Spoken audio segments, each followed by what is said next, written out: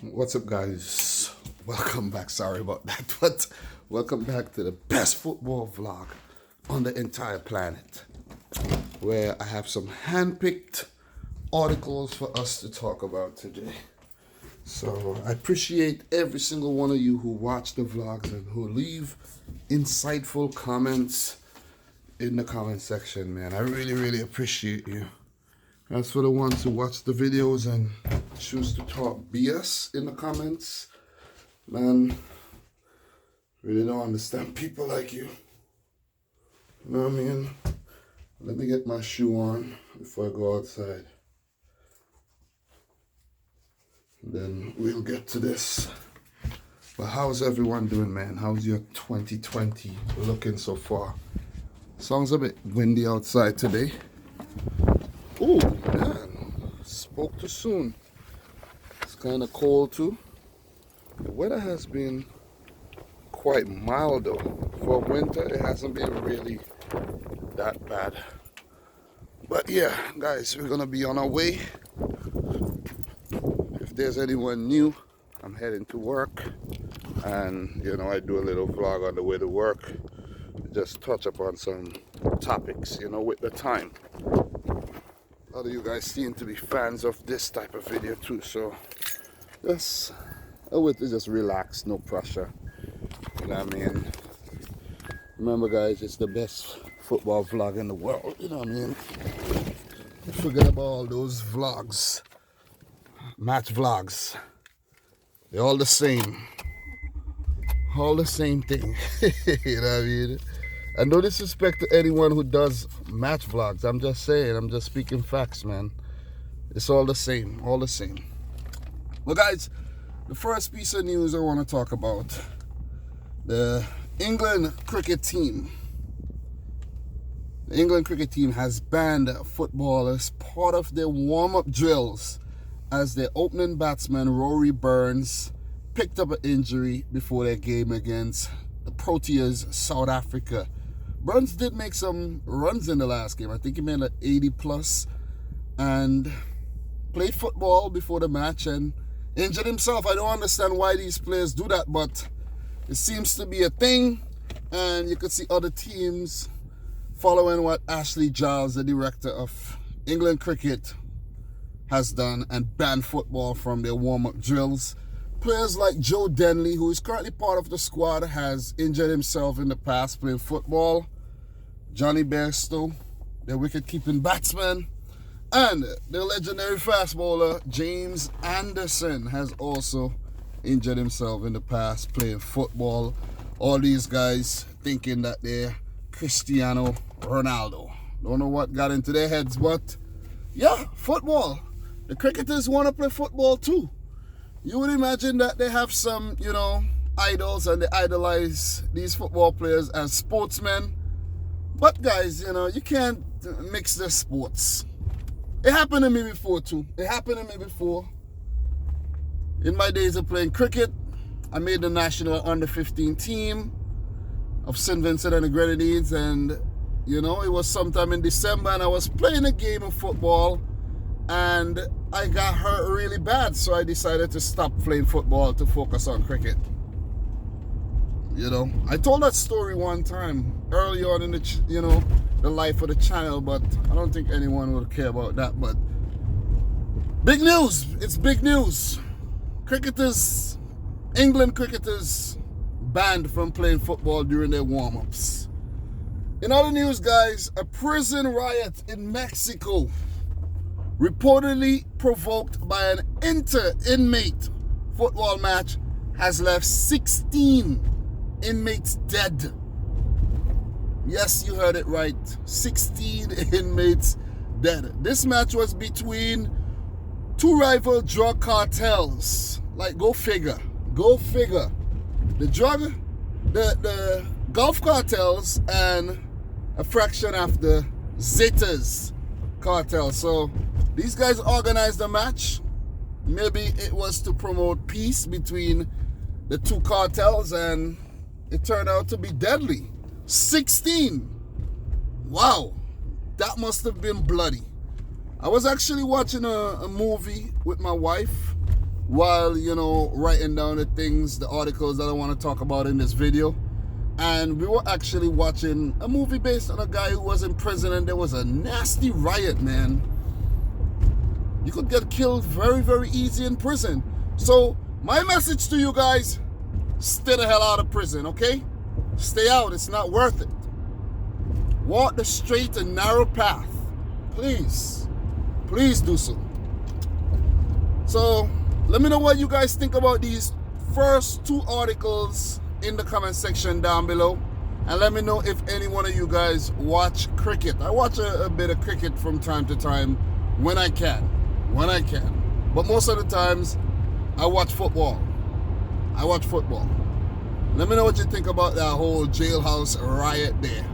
In other big news, guys, Wayne Rooney is back in English football from his spell with DC United in the MLS, and he's back with a bang as his new team, Derby County, who he signed on as a player coach under manager Philip Cocu, defeated Barnsley 2-1 with Wayne Rooney assisting one of those goals.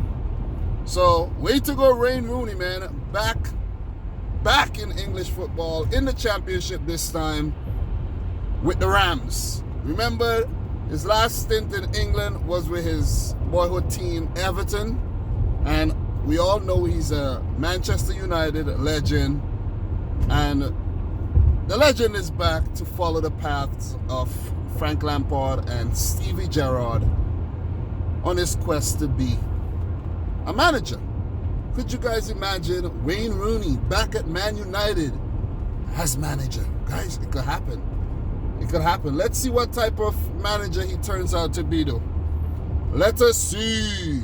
He was actually appointed captain by Philip Cocu, so that's a big call. Remember, guys, Frank Lampard was the manager of Derby County. Almost got them up, but they missed out to Aston Villa. Maybe Derby would have been doing a better job in the Premier League right now than Aston Villa. Aston Villa currently struggling hard. Derby are currently 17th in the championship, only 7 points off the playoff spot. So that's not bad at all. That's not bad. And with Wayne Rooney amongst the boys, guys, this could be a genius move that helped Derby County get promoted. And I don't know if we will see Wayne Rooney back in the Premier League, but he might be amongst the coaching staff if Derby County does get promoted. So this one is an interesting one, and I'm definitely looking forward to see how it plays out. Are you guys? Are you with me? Let me know your thoughts in the comment section down below. Guys, big news. Let's go over to Tottenham, North London here. Harry Kane injured. And this is the worst set of Tottenham news anyone could ever report. Harry Kane, the star man, their living legend, is injured again. Let's just make note of that. He's injured. He pulled his hamstring in their 1-0 loss against Southampton, and he could be out for quite a while. This is not good news for the Tottenham fans at all. He could be out for maybe a couple months, up until March. And by then, it might be too late.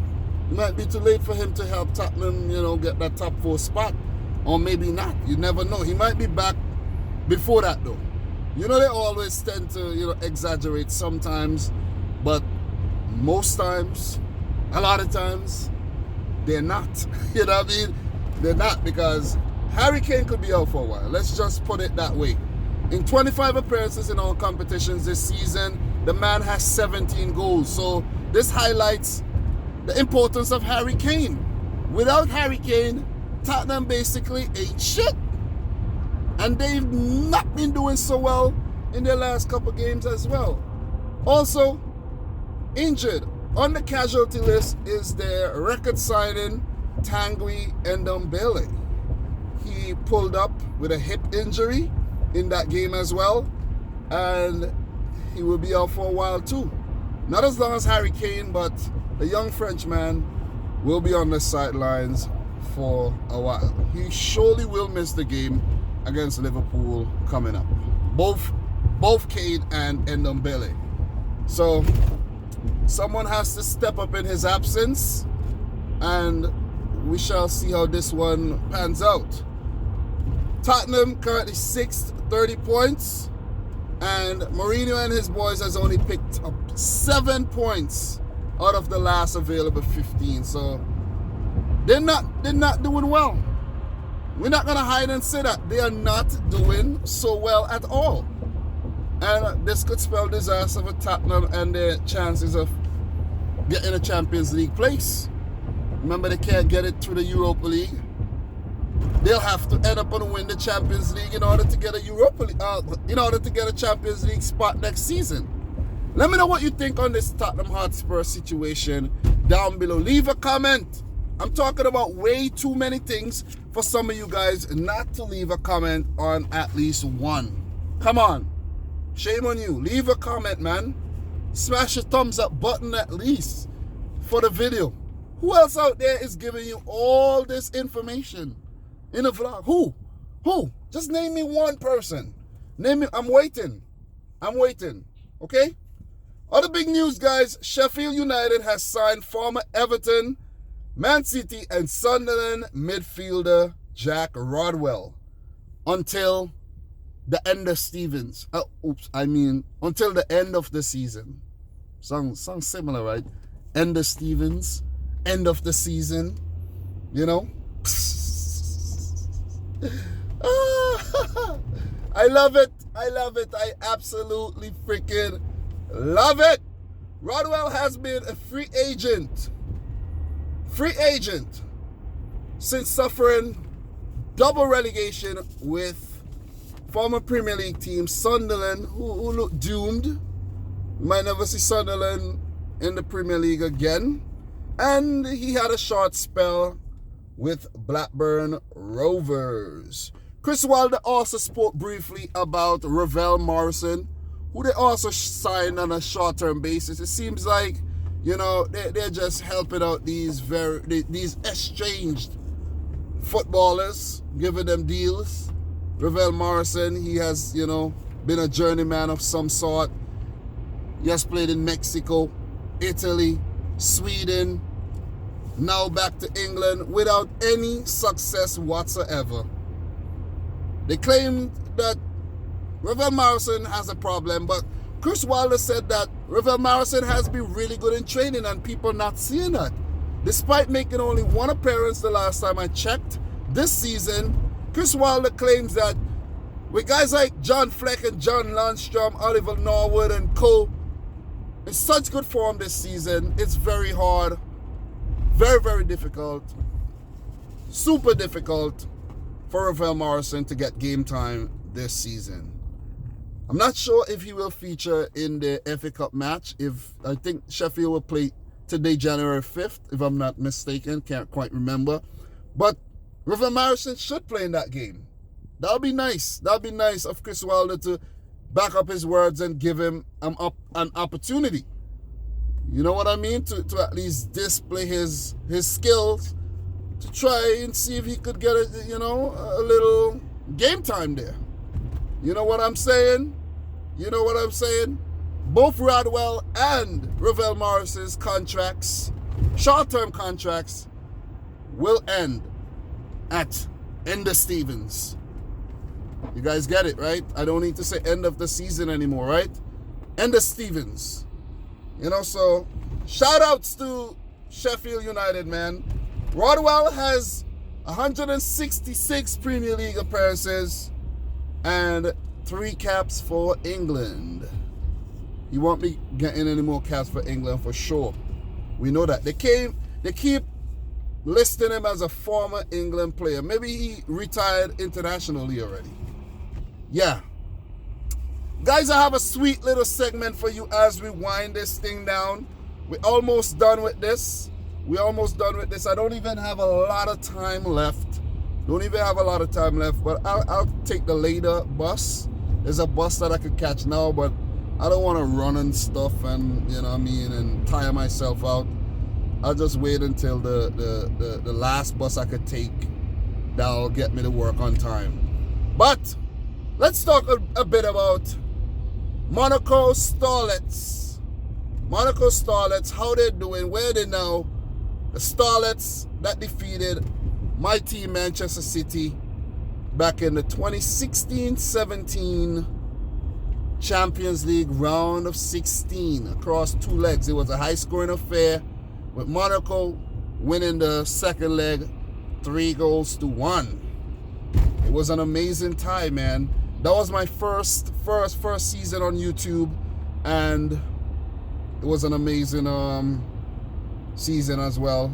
Barcelona come back against PSG. That was the video that started this YouTube channel, and I'm here now. So, and that first video, for some of you guys who don't know, it was made in this very car right here. So the car has legendary status. Some of you guys say you enjoy these videos a lot more. So let's talk about these players a bit, briefly. Not gonna take too much of your time, you know, but some of you guys might just have the time to watch the video anyway, no matter how long it is. But let's start with Bernardo Silva. Bernardo Silva, who is currently at Manchester City. He was one of the players who started in that match, and he was bought by City the following season for 50 million euros. Hefty fee,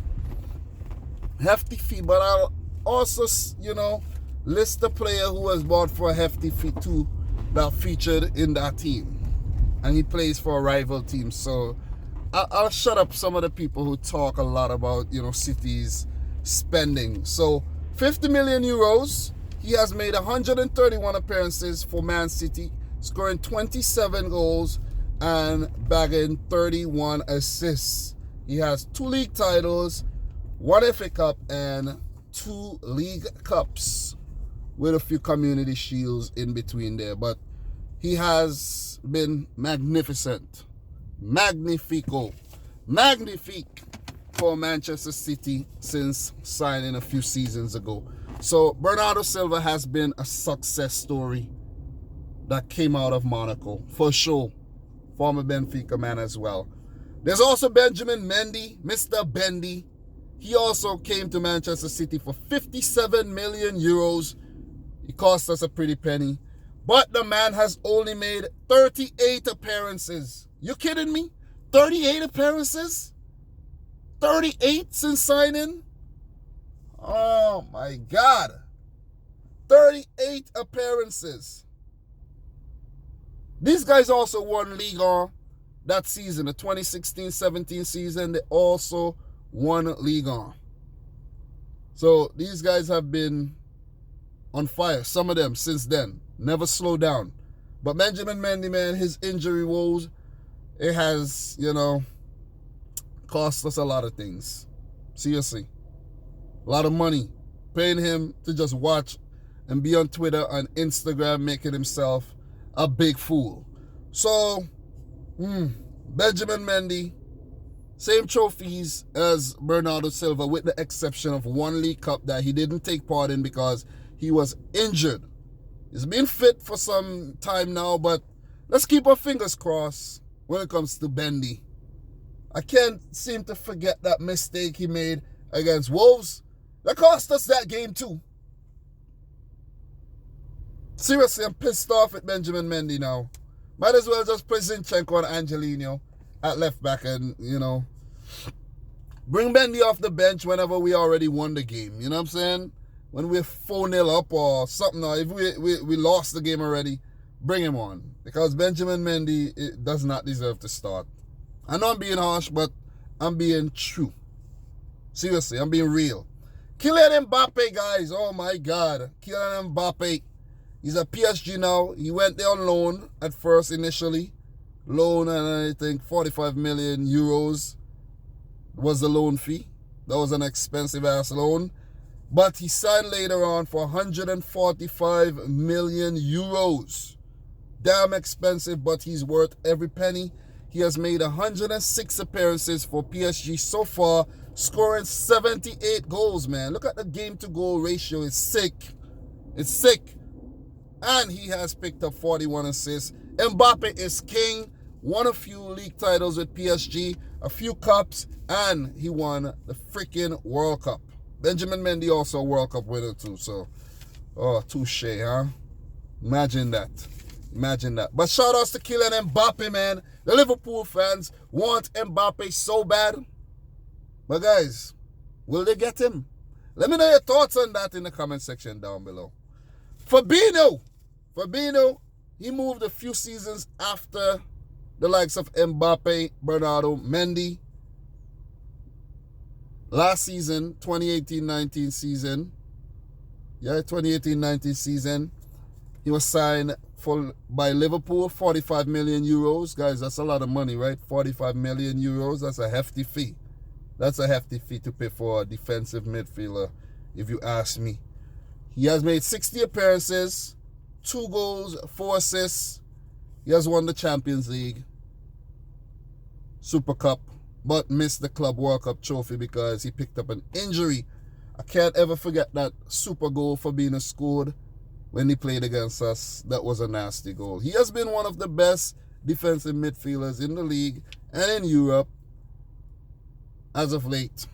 But injuries has kind of halted his progress. But shout outs to Fabinho though. The Brazilian is a damn good player. Very versatile. Could also play at right back. Could also play as a center back.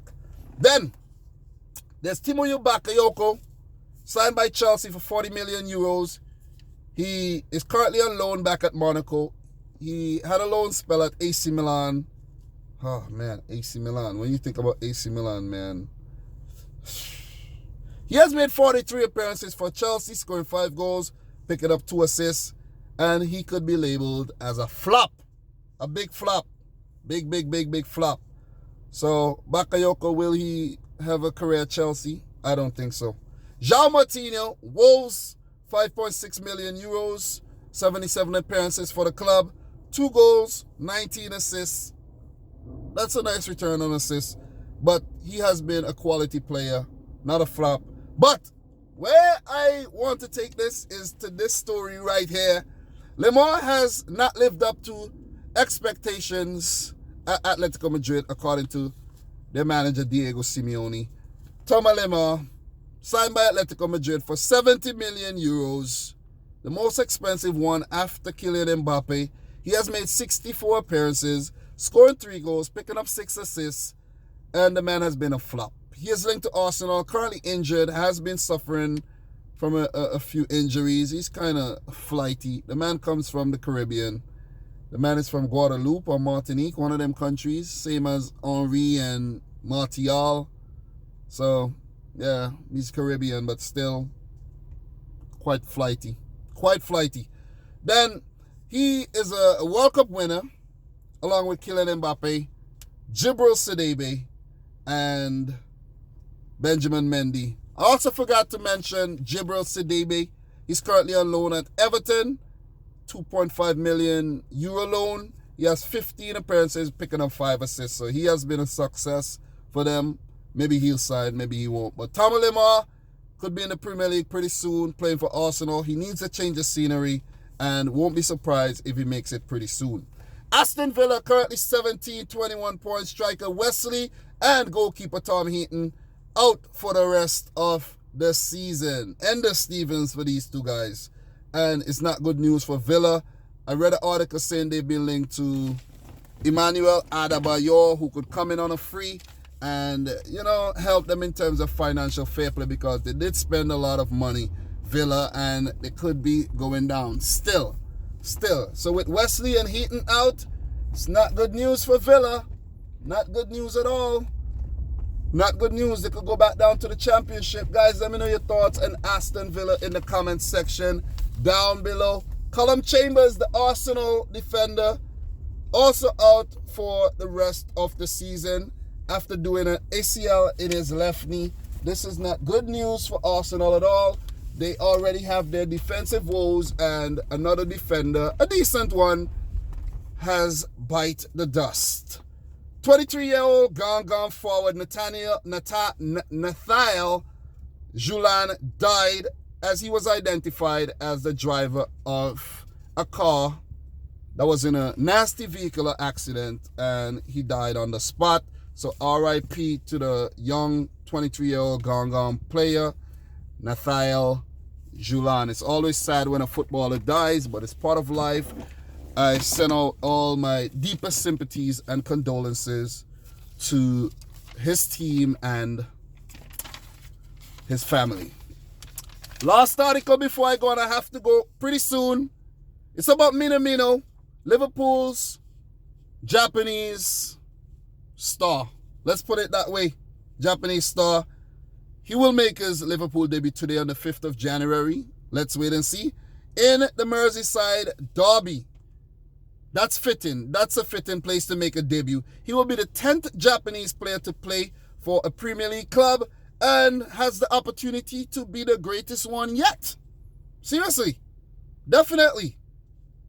I will be watching him in the Merseyside derby, and I want him to do well. Unbiased opinion here. I want him to do well. He has that appeal because he's Japanese.